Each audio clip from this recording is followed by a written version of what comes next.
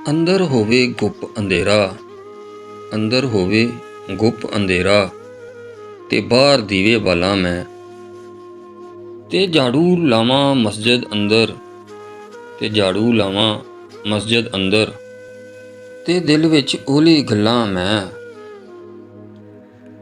ਤੇ ਇਲਮ ਰੱਖਾਂ ਗਲਾਫਾਂ ਦੇ ਵਿੱਚ, ਤੇ ਇਲਮ ਰੱਖਾਂ ਗਲਾਫਾਂ ਦੇ ਵਿੱਚ, ਤੇ ਇੱਜ਼ਤ ਲੋਕਾਂ ਦੀ ਉਛਾਲਾਂ ਮੈਂ। ਤੇ ਪੰਜ ਵੇਲੇ ਦੀ ਟੱਕਰ ਮਾਰਾਂ, ਤੇ ਪੰਜ ਵੇਲੇ ਦੀ ਟੱਕਰ ਮਾਰਾਂ, ਤੇ ਮਨ ਵਿੱਚ ਬੁਗ਼ਜ਼ ਨੂੰ ਪਾਲਾਂ ਮੈਂ। ਤੇ ਬੇਈਮਾਨੀ ਵਿੱਚ ਦਿਨ ਲੰਘੇ, ਤੇ ਬੇਈਮਾਨੀ ਵਿੱਚ ਦਿਨ ਲੰਘੇ, ਤੇ ਸੌ ਕੇ ਗੁਜ਼ਾਰੇ ਕਈ ਸਾਲ ਮੈਂ। ਤੇ ਦੱਸੋ ਕਿਹੜੀ ਕੀਤੀ ਕਮਾਈ, ਤੇ ਦੱਸੋ ਕਿਹੜੀ ਕੀਤੀ ਕਮਾਈ, ਫਸਿਆ ਫਰੇਬੀ ਚਾਲਾਂ ਮੈਂ। ਕੱਲਿਆਂ ਇਸ਼ਕ ਕਮਾਣਾ ਔਖਾ, ਕੱਲਿਆਂ ਇਸ਼ਕ ਕਮਾਣਾ ਔਖਾ, ਕਿਸੇ ਨੂੰ ਯਾਰ ਬਣਾਉਣਾ ਔਖਾ। ਪਿਆਰ ਪਿਆਰ ਤੇ ਹਰ ਕੋਈ ਬੋਲੇ, ਕਰਕੇ ਪਿਆਰ ਨਿਭਾਉਣਾ ਔਖਾ। ਹਰ ਕੋਈ ਦੁੱਖਾਂ ਤੇ ਹੱਸ ਲੈਂਦਾ ਏ, ਹਰ ਕੋਈ ਦੁੱਖਾਂ ਤੇ ਹੱਸ ਲੈਂਦਾ ਏ, ਕਿਸੇ ਦਾ ਦਰਦ ਵੰਡਾਉਣਾ ਔਖਾ। ਗੱਲਾਂ ਨਾਲ ਨਹੀਂ ਰੁਤਬੇ ਮਿਲਦੇ, ਜੋਗੀ ਭੇਸ ਵਟਾਉਣਾ ਔਖਾ। ਗਿੱਲੇ ਕੱਪੜੇ ਸੁੱਕ ਜਾਂਦੇ ਨੇ, ਗਿੱਲੇ ਕੱਪੜੇ ਸੁੱਕ ਜਾਂਦੇ ਨੇ, ਗੰਦੇ ਲਿਬਾਸ ਧੁੱਲ ਜਾਂਦੇ ਨੇ। ਜੇ ਲੱਗ ਜਾਏ ਕਰਤਾਰ ਨੂੰ ਦਾਗ, ਤੇ ਉਜਲੇ ਲੋਕੀ ਰੁੱਲ ਜਾਂਦੇ ਨੇ। ਅਮਲਾਂ ਵਾਲੇ ਤਰ ਜਾਂਦੇ ਨੇ, ਅਮਲਾਂ ਵਾਲੇ ਤਰ ਜਾਂਦੇ ਨੇ, ਨੇਕੀ ਕਰਕੇ ਭੁੱਲ ਜਾਂਦੇ ਨੇ।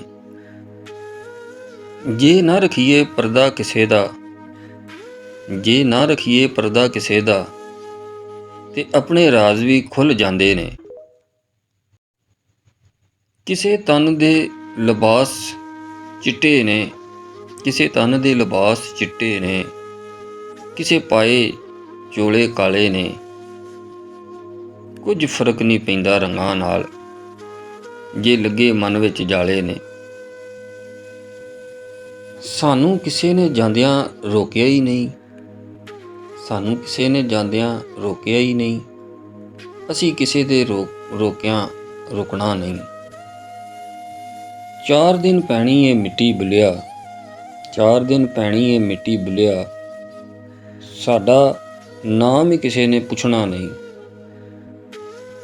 ਸੱਜਣ ਮਿਲੇ ਤੇ ਖੁਸ਼ੀ ਮਨਾਈਏ, ਸੱਜਣ ਮਿਲੇ ਤੇ ਖੁਸ਼ੀ ਮਨਾਈਏ, ਫੁੱਲ ਵਿਛਾਈਏ ਵਿਹੜੇ, ਸੱਜਣ ਜੇ ਕਾਮਲ ਲੱਭੇ ਬੁਲਿਆ, ਹੁੰਦੇ ਪਾਰ ਨੇ ਬੇੜੇ।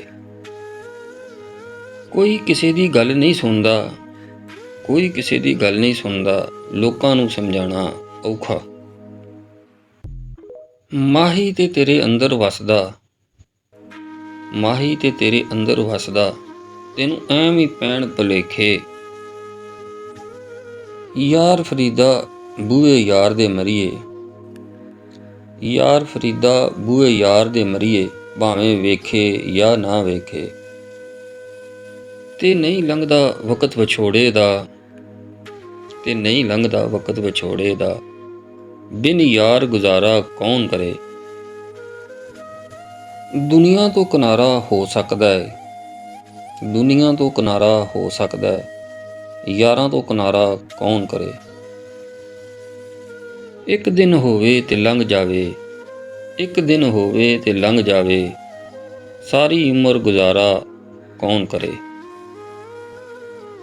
ਦਿਲ ਨਹੀਂ ਲੱਗਦਾ ਕਿਧਰੇ ਰੱਬਾ, ਦਿਲ ਨਹੀਂ ਲੱਗਦਾ ਕਿਧਰੇ ਰੱਬਾ, ਸੁੱਖ ਲਈ ਥੋੜ੍ਹੀ ਥਾਂ ਹੀ ਦੇ ਦੇ,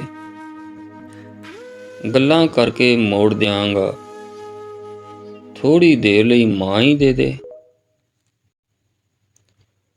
या अल्लाह पाक हमारे दिलों से वो फ़िक्रें उतार दे जिनके बोझ को तेरे सिवा कोई नहीं जानता।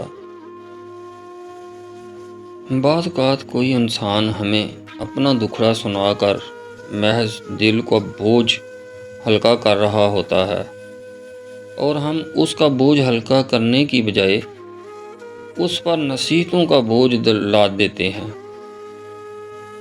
بہترین زندگی گزارنے کے لیے یہ تسلیم کر لینا ضروری ہے کہ ہر کسی کے پاس سب کچھ نہیں ہوتا۔ زیادہ کھانے کا انجام۔ ایک شخص نے رسول اللہ صلی اللہ علیہ وسلم کے پاس ڈکار لی تو رسول اللہ صلی اللہ علیہ وسلم نے فرمایا، ہمارے سامنے ڈکار مت لو، اس لیے کہ قیامت کے دن سب سے زیادہ بھوکا وہ شخص ہوگا جو دنیا میں زیادہ پیٹ بھرتا ہے۔ میں تیری رضا پہ راضی ہوں یا رب، بس مجھے اپنے علاوہ کسی کا محتاج نہ کرنا۔ میں رب سے ڈرتا ہوں اور رب کے بعد اس شخص سے ڈرتا ہوں جو رب سے نہیں ڈرتا۔ ان لوگوں سے مت ڈرو جو اپنا بدلہ لینا جانتے ہیں، بلکہ ان لوگوں سے ڈرو جو اپنا معاملہ اللہ پر چھوڑ دیتے ہیں۔ اللہ کو راضی کرو، لوگوں کی باتوں کو دل پر لینا چھوڑ دیں۔ زندگی کا مقصد صرف رب کو راضی کرنا ہے۔ جب ہمیں کتابوں سے سیکھنے کا وقت ملتا تھا تو نیند بہت آتی تھی۔ آج زندگی نے سکھایا تو نیند کے ہوش بھی اڑ گئے۔ مجھے اپنے ماضی کا دکھ بالکل نہیں۔ دکھ اس بات کا ہے کہ بہت سے قیمتی جذبات فضول لوگوں پر ضائع کیے۔